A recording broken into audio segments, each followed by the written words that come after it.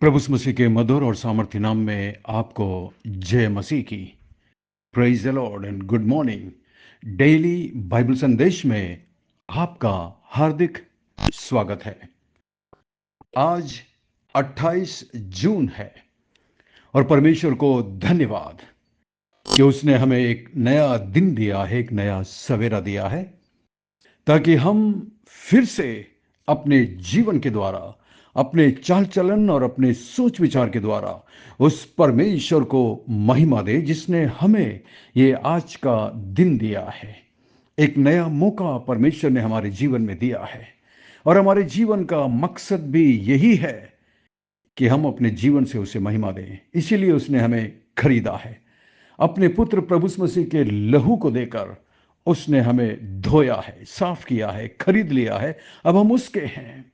इसलिए पौलुस कुरिन्थ के विश्वासियों को पत्र लिखते हुए कहता है, क्या तुम नहीं जानते कि तुम्हारा शरीर पवित्र आत्मा का मंदिर है और परमेश्वर का आत्मा तुम में वास करता है? इसलिए अपने शरीर और अपनी आत्मा के द्वारा परमेश्वर को महिमा दे। मैं आशा करता हूं डेली बाइबल संदेश के द्वारा परमेश्वर आपके दिलों से बात कर रहा है। हमारे लिए भी निरंतर प्रार्थना करते रहिएगा। आज के मनन के लिए हम पहला पत्रस और उसकी 3 अध्याय पहली आयत में से हम देखेंगे। यहां पर अब पत्रस अपने विषय को बदलता है। कल तक हमने देखा था पत्रस विश्वासियों से कहता है, हे सेवकों, हर प्रकार के भय के साथ अपने स्वामियों के अधीन रहो, 2 अध्याय उसके 18 में। परंतु अब तीसरी अध्याय में अब वो यहां पर पति पत्नी से बात करता है और वो पत्नियों को भी यही कह रहा है कि अपने अपने पति के अधीन रहो, इसलिए कि यदि इनमें से कोई ऐसे हो जो वचन को ना मानता हो, तो भी तुम्हारे भय सहित पवित्र चाल चलन को देखकर बिना वचन के अपनी अपनी पत्नी के चाल चलन के द्वारा खिंच जाए। अब यहां पर पत्रस विश्वासी पत्नियों से बात करता है। शायद उनका पति विश्वासी नहीं है। ये ऐसा इसलिए हुआ, शायद पति पत्नी दोनों ही अविश्वासी थे, लेकिन वचन को सुनकर पत्नी ने विश्वास कर लिया है। अब ऐसे हालात में वो अपने पति को छोड़ नहीं सकती, क्योंकि ये परमेश्वर के वचन के खिलाफ होगा। इसलिए पत्रस यहां पर पत्नियों को समझा रहा है कि आप ऐसा जीवन जियो, भय सहित परमेश्वर को प्रसन्न करने वाला जीवन जियो। उनसे लड़ने की जरूरत नहीं, अपने पति से गुस्सा करने की जरूरत नहीं है, उन्हें डांटने की, उन्हें अपने अधीन में करने की जरूरत नहीं है, और यह गलत भी है। बाइबल में हमेशा बताया गया है कि पत्नियां अपने पति के अधीन रहे। जब आप ऐसे पति के अधीन रहेंगे, आपका पति आपके व्यवहार को, आपके बदले हुए व्यवहार को देखकर प्रभु यीशु मसीह के पास खिंचा चला आएगा। क्योंकि उद्धार पाने से पहले पत्नी का व्यवहार कुछ और था, उद्धार पाने के बाद पत्नी का व्यवहार एकदम बदल गया है, उसका स्वभाव बदल गया है। वो शांत स्वभाव की हो गई है, अपने पति के अधीन होती है, अपने पति से प्यार करती है, उनकी इज्जत और सम्मान करती है। तो जरा सोचिए, कौन सा पति ऐसी पत्नी का विरोध करेगा? कभी नहीं। और इस प्रकार के एक मसीह जीवन जब वो पत्नियां जिएंगी, तो उनका पति अपने आप प्रभु की ओर खिंचा चला आएगा। यह है तरीका। वास्तव में आप चाहे कितना भी प्रचार कर लो, आप चाहे कितना भी कुछ भी कर लो, उससे नहीं, अपने शब्दों से नहीं, अपने वचन से नहीं, अपने व्यवहार से जीवन बदलिएगा। जो आप बोलते हैं वो आपके जीवन में दिखाई देना चाहिए। यदि आप कहते हैं कि मैं परमेश्वर से प्रेम करती हूं, परमेश्वर का डर मानती हूं, तो वो आपके जीवन में दिखाई दे। तब आपका पति, जिसने कभी वचन नहीं पढ़ा, वो आपके जीवन के द्वारा प्रभु के नजदीक आएगा। तीसरी आयत में लिखा, तुम्हारा श्रृंगार दिखावटी ना हो, अर्थात बाल गूंथना और सोने के गहने या भांति भांति के कपड़े पहनना, वरन तुम्हारा छिपा हुआ गुप्त मनुष्य तो नम्रता और मन की दीनता की अविनाशी सजावट से सुसज्जित रहे, क्योंकि परमेश्वर की दृष्टि में इसका मूल्य बड़ा है। यहां पर भी पत्रस एक बड़ी अद्भुत बात को बताता है। वो बताता है कि सुंदरता 2 प्रकार की होती है। एक तो बाहरी सुंदरता और एक आंतरिक सुंदरता, शारीरिक सुंदरता और एक आत्मिक सुंदरता। जो सुंदरता जिस सुंदरता की परमेश्वर बड़ाई करता है वो है आत्मिक सुंदरता, आंतरिक सुंदरता, नम्रता, शांत मन। सचमुच में एक अविनाशी सुंदरता है ये हमेशा बना रहता है। परमेश्वर की दृष्टि में ऐसी सुंदरता अत्यधिक योग्य होती है। किसी विश्वासी पत्नी की सुंदरता या उसकी शोभा ऐसी ही होनी चाहिए। आकर्षक वस्त्र पहनना कोई पाप नहीं है। किसी मसीह महिला को पटे पुराने और चित्रे पहनकर नहीं घूमना चाहिए, और इसकी जरूरत भी नहीं है। किसी विश्वासी पत्नी को अनुकूल या उपयुक्त और सम्मानीय वस्त्र धारण करना चाहिए। ये चाहता है परमेश्वर। नए नियम काल के दौरान में जो अभक्त स्त्रियां होती थी, सांसारिक महिलाएं होती थी, वो बहुत ज़्यादा फैशनेबल अपने बालों को सजाती संवारती, महंगे वस्त्र और आभूषण पहनती थी। इसलिए पतरस अपने समय की विश्वासी मसीह महिलाओं के लिए इस तरह से वस्त्र पहनना और बाल संवारना और इस प्रकार के अपने आप को फैशनेबल बनाने से पौलुस पतरस बताता है कि अपने आप को रोकें। ऐसा करने से यही प्रतीत होता था कि वे भी भक्तिहीन है। सांसारिक महिलाएं वो उनके समान दिखती थी। और पतरस इसलिए कह रहा है ताकि उनमें और तुम में फर्क दिखाई दे। ये था इसका एक मुख्य कारण। मसीह स्त्रियों का जो सुंदरता है वो आंतरिक सुंदरता आपके व्यवहार में झलकना चाहिए, आपके व्यवहार में दिखाई देना चाहिए। दूसरे देशों में साधारण भक्त लोगों में यह प्रथा प्रचलित है कि वो अपने बालों को सजाते हैं, संवारते हैं, सोने के आभूषण पहनते हैं। इसलिए इन देशों की मसीह महिलाओं के लिए भी ऐसा करना उपयुक्त या अनुकूल था। प्रमुख नियम यह है कि किसी भी स्त्री के वस्त्र पहनने से परमेश्वर को प्रसन्नता और सम्मान मिलना चाहिए। आप दूसरों को दिखाने के लिए नहीं, दूसरों को इंप्रेस करने के लिए नहीं, वास्तव में अपने आप को इंप्रेस करिए।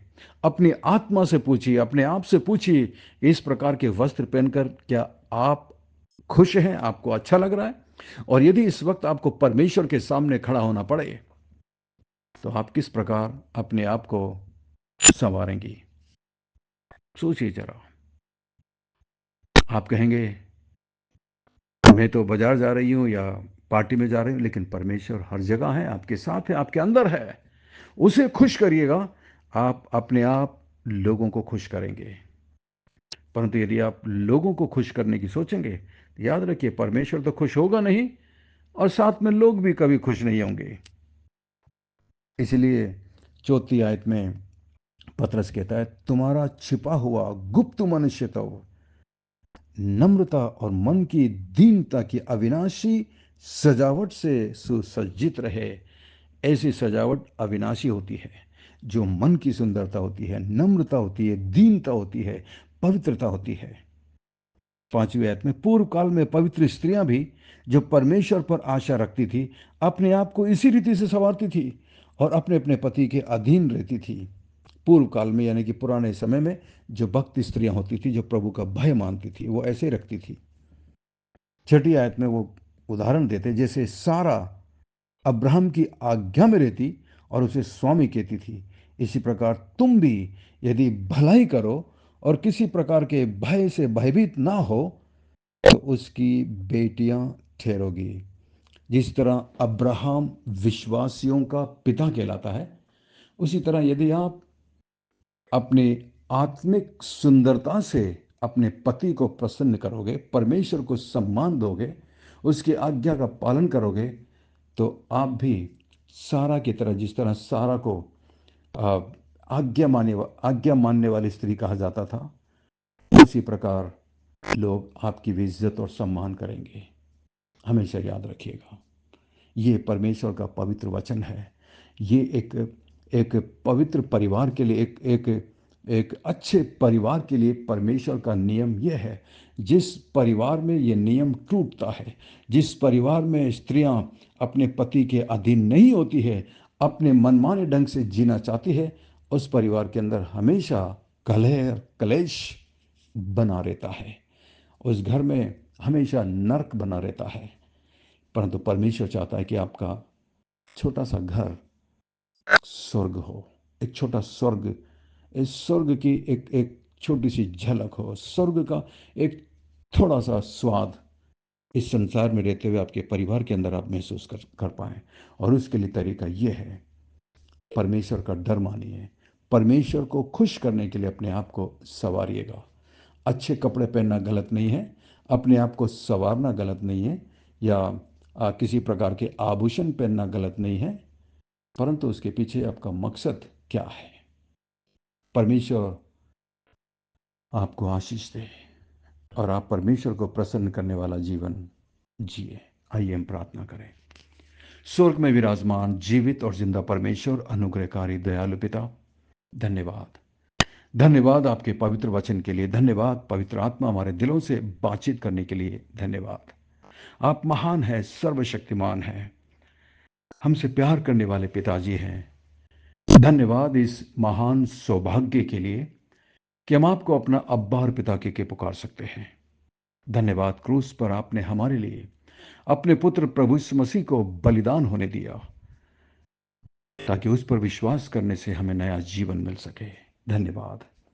धन्यवाद इस प्रार्थना के सौभाग्य के लिए। प्रभु हमारी मदद करिए, सहायता करिए, ताकि हम आपको प्रसन्न करने वाले हो सके। मैं इस बाइबल संदेश में जितनी भी मेरी बहन, मेरी सिस्टर्स जो इस ग्रुप से जुड़ी हुई हैं, प्रभु जी आप प्रत्येक पर अनुग्रह और दया करना मान परमेश्वर। आज के वचन के द्वारा प्रत्येक के दिलों से बातचीत करिए प्रभु जी। मान परमेश्वर, मैं नहीं जानता कि हर एक के परिवार की स्थिति क्या है, लेकिन आप जानते हैं। कई परिवारों में प्रभु ऐसे पति हैं जो शायद आपको नहीं जानते, नहीं मानते, और वो अपनी पत्नी के साथ कठोरता का व्यवहार करते हैं। मैं प्रार्थना करता हूं प्रभु जी कि आप उन पर दया और अनुग्रह करें प्रभु। जिस तरह प्रभु मेरे चर्च में एक माता जी आती हैं, वो अकेले अपने घर में प्रभु मसीह हैं और उनके घर वाले उन्हें तंग करते हैं, यहाँ तक कि उनका पति भी उनके साथ अच्छा व्यवहार नहीं करता।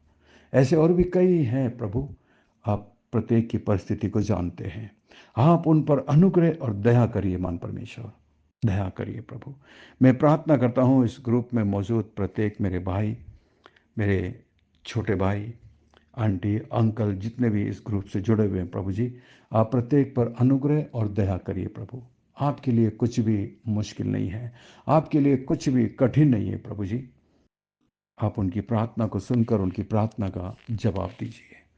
महान परमेश्वर, मैं प्रार्थना करता हूँ जो बीमार है, दुख में है, तकलीफ में है, अपनी बीमारी के बिस्तर पर है प्रभु जी, और इस वक्त मेरे साथ प्रार्थना में जुड़े हुए हैं प्रभु जी। मैं प्रत्येक का नाम तो नहीं लेता प्रभु, लेकिन आप उनमें से प्रत्येक को जानते हैं। इस वक्त प्रभु जी जब हम प्रार्थना कर रहे हैं, आप अपने हाथों को बढ़ाकर मेरे भाई पर हाथ रखिए प्रभु जी।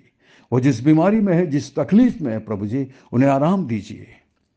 मैं मेरी बहन के लिए प्रार्थना करता हूँ जो इस वक्त बीमारी के बिस्तर पर है प्रभु जी, आप अपने हाथों को बढ़ाकर उन्हें छूकर उन्हें आश्वासन दीजिए, चंगाई दीजिए, और आपका अनुग्रह प्रभु उनके जीवन में काफी हो सके। धन्यवाद। धन्यवाद प्रभु, हमारी विनती प्रार्थना को सुनकर जवाब देने के लिए धन्यवाद। सब कुछ यीशु मसीह के मीठे महापवित्र नाम से मांगते हैं, आमीन, आमीन। धन्यवाद हमारे साथ प्रार्थना में शामिल होने के लिए। कृपया इन निवेदनों को प्रतिदिन अपनी प्रार्थना में याद रखिएगा। मैं आशा करता हूं आज के संदेश के द्वारा परमेश्वर ने आपके दिलों से बातचीत की है। यदि आप आशीषित हुए हैं तो हमें ज़रूर कमेंट्स में बताइएगा, लिखकर बताइएगा। और यदि कुछ भी सवाल है या कोई प्रार्थना का विशेष निवेदन है तो हमें इस नंबर पर ज़रूर लिखिएगा। और यदि आप ये संदेश पहली बार सुन रहे हैं तो आप हमारे व्हाट्सएप ग्रुप बाइबल संदेश में शामिल हो सकते हैं। हमारा नंबर है 9927464924। Pastor Mani Thomas, Emmanuel Believers Fellowship, Agra. हम आपसे प्रेम करते हैं, आपकी परवाह करते हैं, आपके लिए प्रार्थना करते हैं। हमारे लिए भी प्रार्थना करिएगा। अंत में सवाल है, आज के वचन को पढ़कर बताइएगा। एक स्त्री को क्या करना चाहिए कि उसका पति जो प्रभु से दूर है वो प्रभु के नजदीक आ सके? ऐसा एक पत्नी क्या कर सकती है? आज के वचन को पढ़कर जवाब दीजिएगा। परमेश्वर आपको बहुत बहुत आशीष दे। Thank you, God bless you, we love you, have a great day and take care of yourself. अपना ख्याल रखिएगा।